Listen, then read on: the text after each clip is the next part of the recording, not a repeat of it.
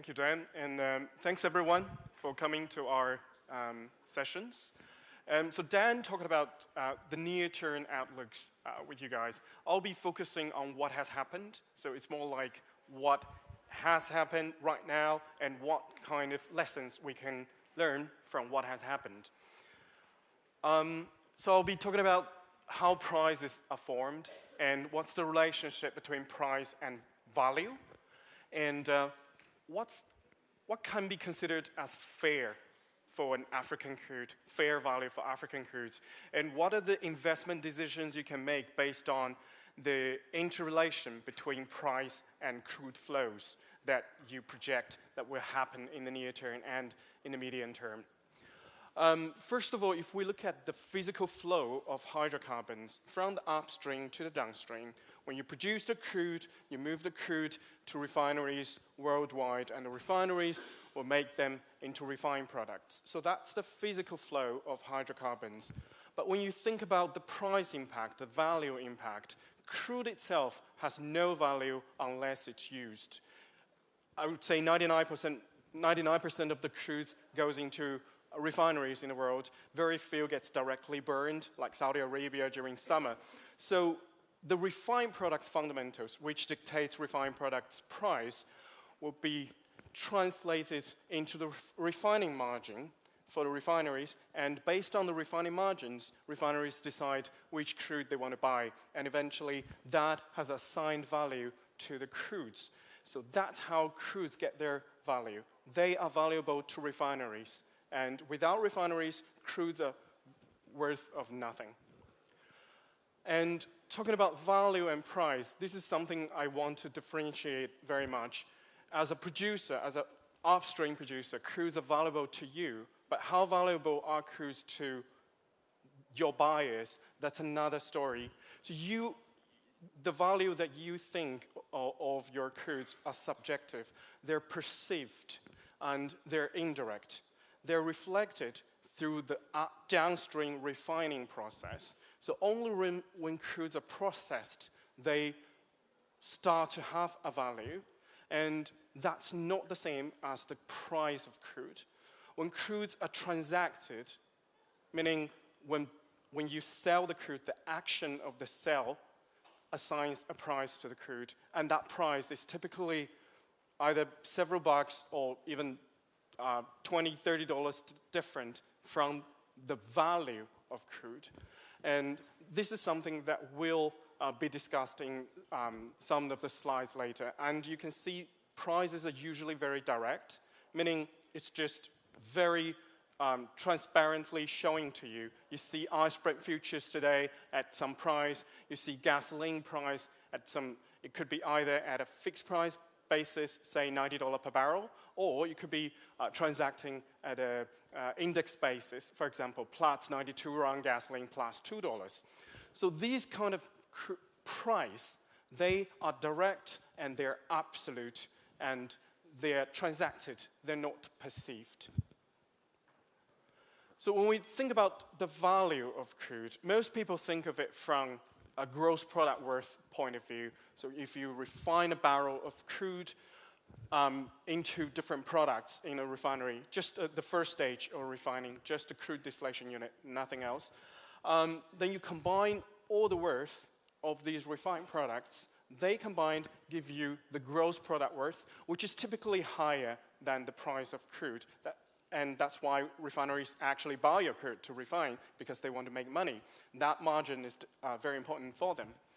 Then for some of the crudes, which have, say, a competitive grade or a complementary grade to them. For example, if you're talking about the Malaysian Kimanis crude, you would say it competes against the US WTI Midland. So these kind of competition also a very, very important factor influencing the value of crude. When you have a big inflow of WTI Midland, say, into Europe, then similar quality crudes produced in Europe typically see a suppressed impact from such inflow. So that's the competition there for you.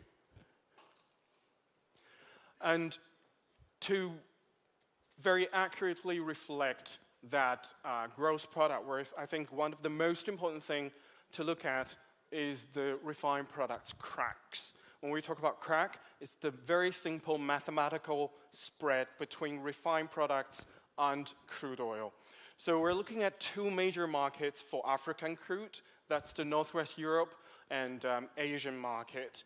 So you see the cracks in different markets usually tell very similar stories. You have a blowing out of the crudes, of the cracks due to the war, then sort of converging a bit. But then you see the different refined products have extremely different economics. And say if your crude is rich in some of the refined products that are doing well, then your crude is very sought after, and you should be able to ask for higher price of your crude. And that's precisely happened to crudes with very high diesel yield.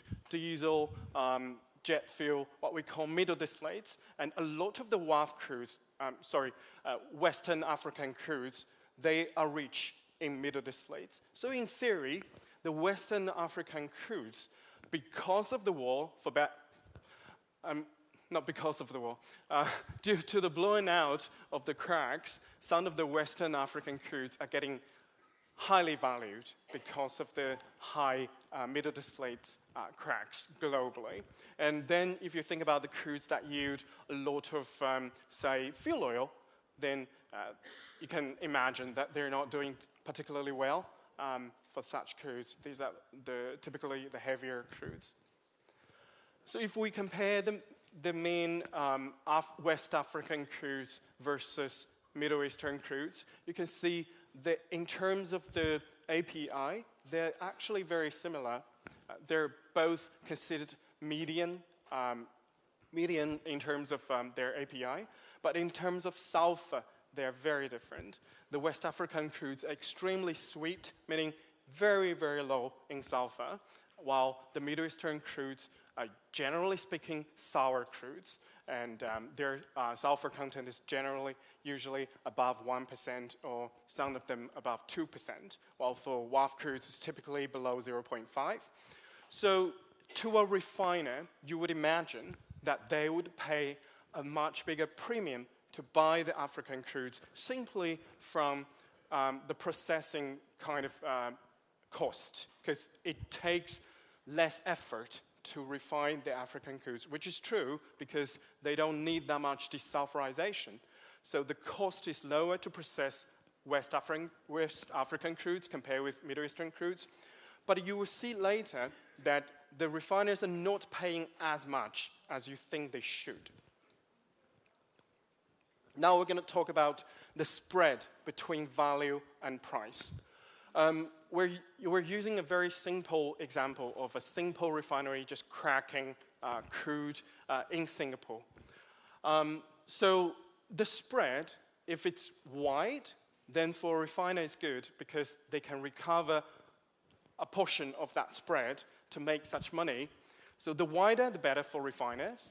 And the wide refining margin also means the crude price is depressed, is discounted compared with its value. So two examples. One is Nigeria's Bonny Light. Another one is Oman. So these two crudes in 2022, we have a cracking yield of Bonny Light at 116. For Oman, the cracking yield is 102.82. So the difference between the value of the two is very wide at $13 per barrel. But in terms of a spot price, you could see Bonny Light was roughly $100 per barrel, while Oman was roughly 96.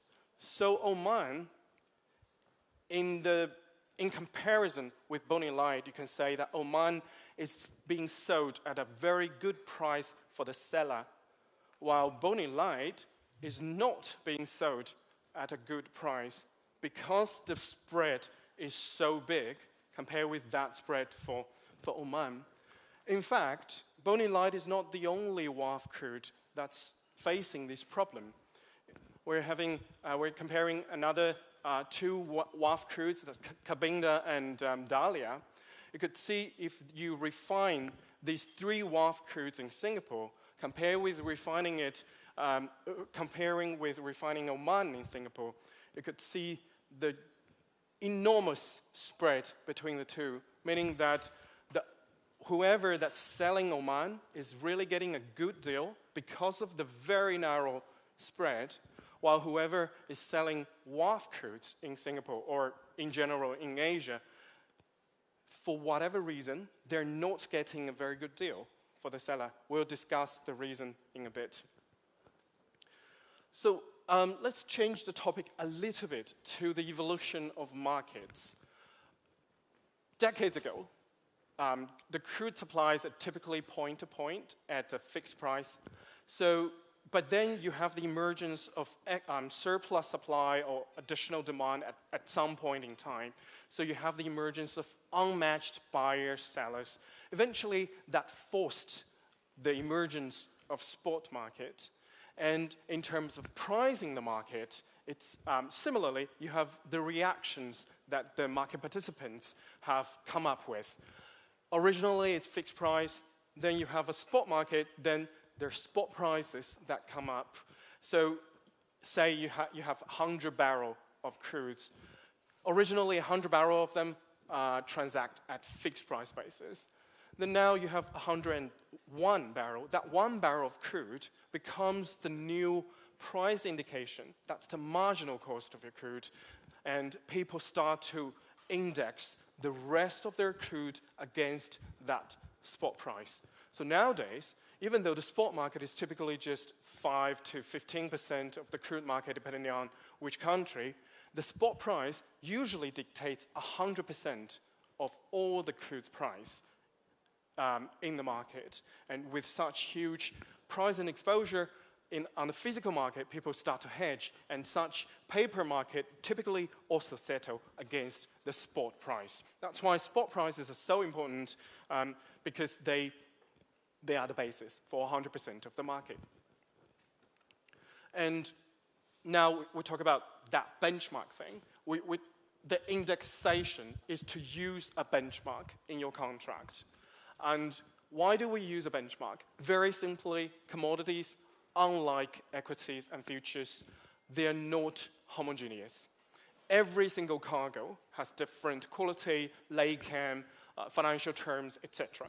So what Platts benchmarks do is to establish almost like a common language for buyers and sellers to find a common understanding of the attributes. Then you apply your premium or discount onto this benchmark to price your individualized cargo. Say you have Bonny Light. Almost all the Bonny Light transact based on Platts Dated Brent. Why do they do that? It's because the entire West African market transacts against Platts Dated Brent. You don't want to be the odd one out, and you want to facilitate value comparison between all the other crudes. So they choose a benchmark. And I just talked about that one thing, the common practice in choosing benchmark. There are many factors that affect why people choose one benchmark or the other. From a quality perspective, you would realize that globally, most of the crudes that transact on Dated Brent is because of the quality similarity. Then you have geographic proximity. This applies to most of the crudes that are priced against Dubai. Then you have how robust is this assessment, how much you trust this assessment. Some of you might know that the ICE Brent futures is a very, very big crude oil benchmark. And many people believe it's a very robust price. That's why a lot of markets also use ICE Brent futures in some cases. But again, it's a very financial, ICE Brent futures has a very big financial nature compared with Dated Brent, which is a physical price. That's why a lot of the upstream, I wouldn't say upstream, but a lot of the physical players still choose Dated Brent instead of ICE Brent futures. Effectiveness in usage, common practice, basically say if an NPC chooses to use, say, WTI as the benchmark to export its crude, then NMPC is creating challenges for the buyer to value its crude because you're the only one in the whole WAF market using a different benchmark, which is not used in your destination market either. Your destination market, which is Europe and Asia, they also use Data Brent. So that creates a problem. That's why you wouldn't see someone just randomly switch a benchmark. And lastly, ecosystem. Basically, how easy it is to hedge your position, etc. So all these have a very profound impact on which benchmark to choose. And just briefly comparison, WTI, this whole complex, and the Data Brent complex, they're both light, sweet crude. But the major difference is that the WTI complex is centered around a financial contract, the NYMEX light sweet futures. That's the WTI price you see on CNBC or you read in Financial Times. And when the US crudes are exported, they're exported at a physical differential on top of that WTI financial contract. So that's very different from Dated, which itself is a physical benchmark, which itself is directly used as the benchmark for entire European and African crude oil markets. But then you have the other one that's, again, very different from the other two. The Dubai benchmark, physical, but it's a median sour benchmark. So when the Middle East export its crude to Asia, actually anyone who exports similar quality to Asia typically price it against Dubai. So in terms of the composition of waterborne export, you could see that Data Brent is roughly about 37% of global waterborne crude export. Then Dubai is about 20%. Everybody else combined was about 43% in 2021. So these are some of the, I would say, selected usage of Data Brent globally. The dark blue countries issues official selling price against the Data Brent, directly or indirectly. Then the light blue countries, they don't have an official selling price or official purchasing price. They just commercially transact all the non-Middle Eastern crudes based on Data Brent. So it's the world's biggest commodity benchmark, bar none. Then you have the Dubai benchmark, which reflects median sour crudes loading out of the Middle East. But then you have competition from elsewhere, mainly the Russian crudes, some Mexican crudes. The Russian crudes loading out of the Far East and loading here, going to Asia, now are typically priced against Dubai. These two are new developments after the war, where euros are being actively avoided by the European market. So when it goes to India, the Russian euros are priced against Platts Dubai. Very easy to understand, first of all, in terms of quality, euros is very similar to Middle Eastern crudes. And in terms of the end market, majority of the Indian purchase is on Dubai basis anyway. So to make it easy for the Indian buyers, the Russian crudes loading even out of the West is pricing against Dubai. Similarly for SBOL, for all the other Far Eastern grades, Russian crudes, they price against Dubai because of the destination market's habit. So if you construct a contract, say a refiner buys crude, this is very typical. You have a Platts average, you have a differential, then your contract price. And that differential should include all the cost and adjustment between the benchmark to the delivery point or loading point. Now, if we apply this whole thing more upstream, say if the government is selling a block for exploration, or once the oil is found, now you start to produce crude. Can you still apply this whole structure? I think that will be a very good thing, because once you use the same benchmark as your downstream market, all the economics will be much easier to calculate. And for each segment, it's propagated So say if you're producing in an offshore block of Nigeria, and if your upstream is also linked to Dated Brent, so for every leg of your value chain, it's much more transparent and there's no need to change the pricing basis. Now I want to discuss why the previous topic on why there's a wide gap between the value of WAF crudes versus the price of WAF crudes. A lot of things affect the differentials against the benchmark. So if we think about how WAF crudes trade, they all trade against the Platts Dated Brent. So if the differentials are narrow, meaning, say, if you think about the crude's value, you think it should trade against Dated Brent plus $10, but in reality, it's only Dated Brent plus $5. Why such difference? The major reason behind, I believe, is in terms of the quantity and the logistics for the WAF crude loading. Later, you'll see the WAF crude loading fluctuates violently, and it's probably the worst in terms of the variation in its loading program globally. And buyers do not like uncertainty.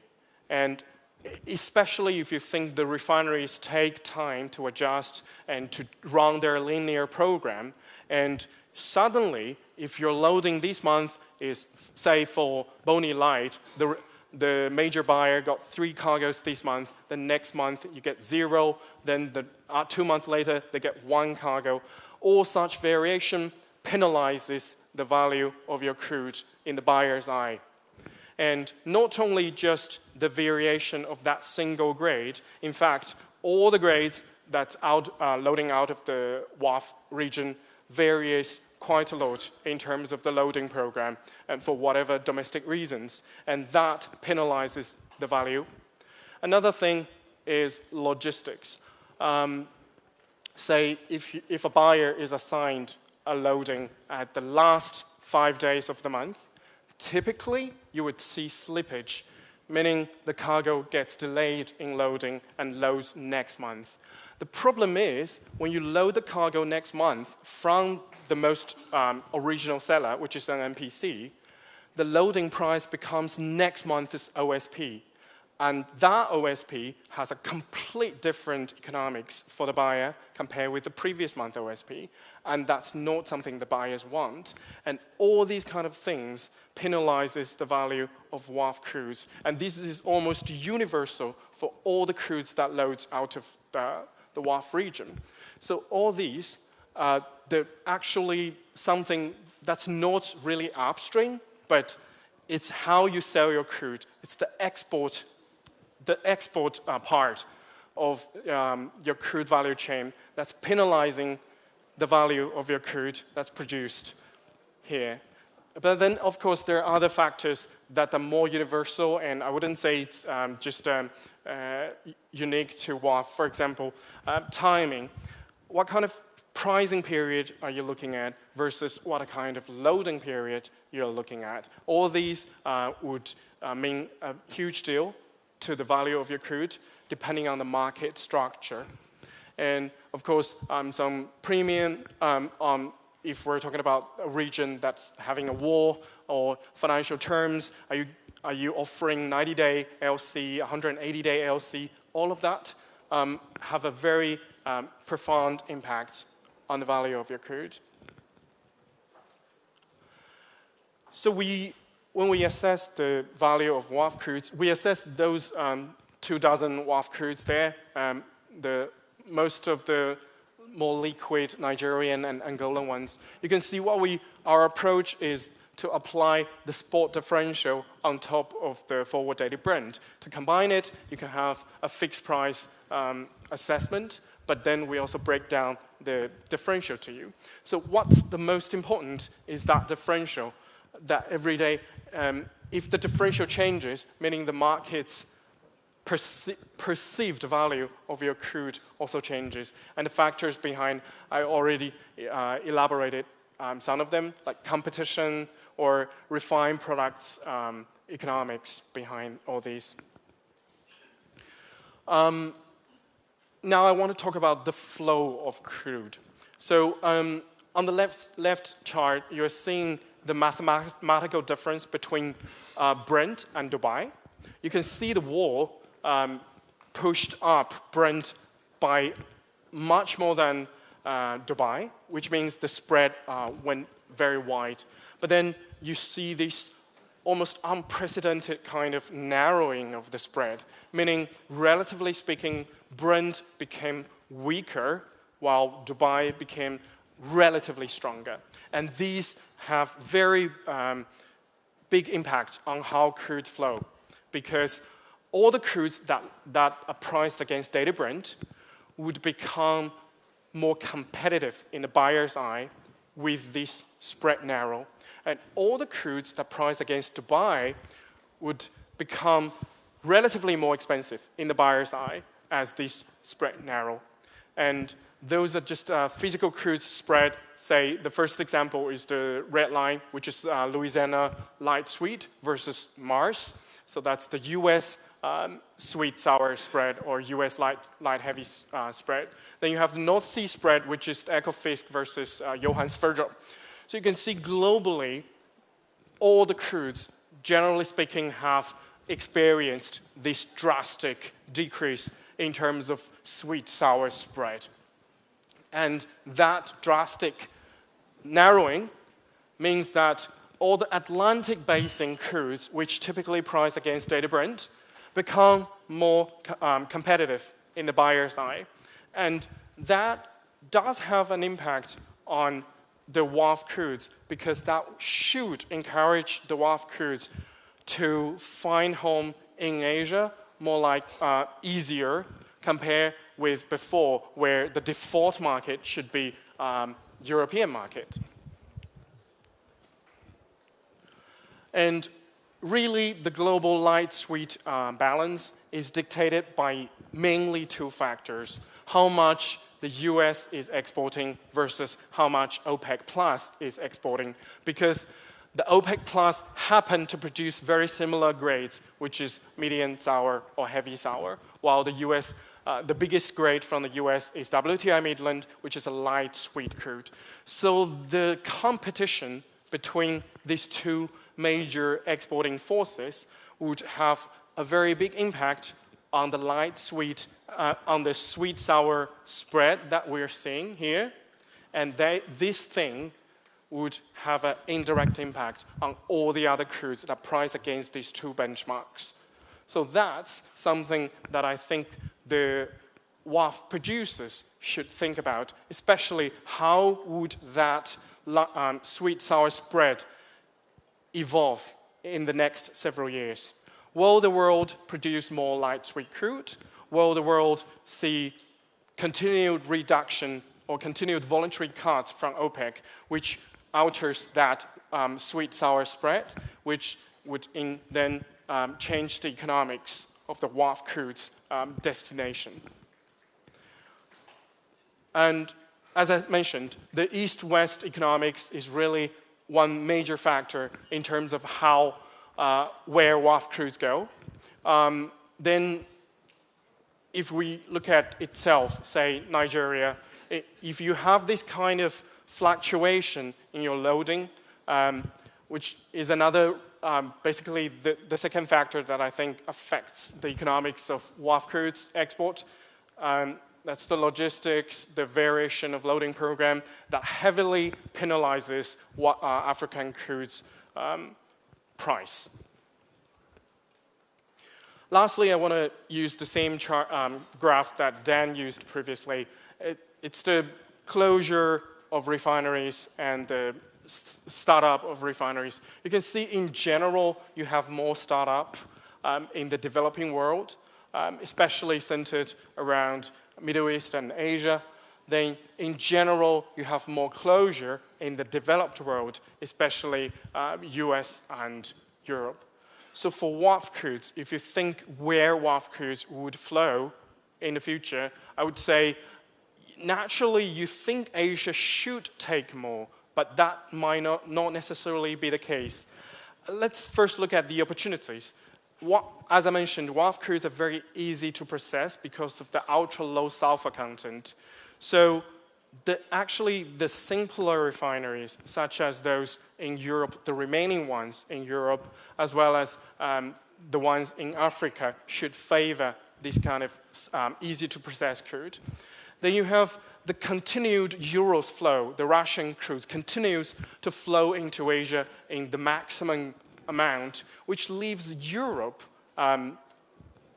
room for taking WAF crudes. So Europe, as long as the trade flow doesn't normalize, meaning as long as Russia continues to export maximum to Asia, there's always room in Europe to take your WAF crudes. Then the higher distillate yield of WAF crudes is something that's really, at this moment, a good thing, because it has a higher middle distillate yield compared with the US WTI Midland. And if you look at the gasoline crack right now, compared with the diesel crack, it's a two kind of story. So at this moment, if you think about, and also in the near future, both Europe and Africa will continue to be very big short in terms of diesel. So that would be a really good thing for your diesel-rich WAF crudes. Then the challenges. The Asian refineries and the Middle Eastern refineries that are starting up, that have started up in the past 10 years, and those that will start are all complex refineries who are designed to produce inferior crudes. When these refineries were designed, I don't think the designers had in mind that the world would have so much light sweet crude that's coming up. And if you look at all the ones that are built in China, they're designed to process Venezuelan crude, Iranian crude, some Mexican crude, all of which are considered either heavy sour or medium sour. So WAF crudes, compared with such crudes, don't have a natural advantage because the refineries were designed to process inferior crudes anyway. Then your European transportation fuel demand, which my colleague Dan will talk about in a bit, is peaking or have peaked. So how much are the refiners willing to pay a premium to buy your transportation fuel-rich WAF crude? That's another question. So this is my presentation. I noticed my time is up. If anyone has a very quick question, I can take it. If not, I'll hand it back to Dan. No? Thank you.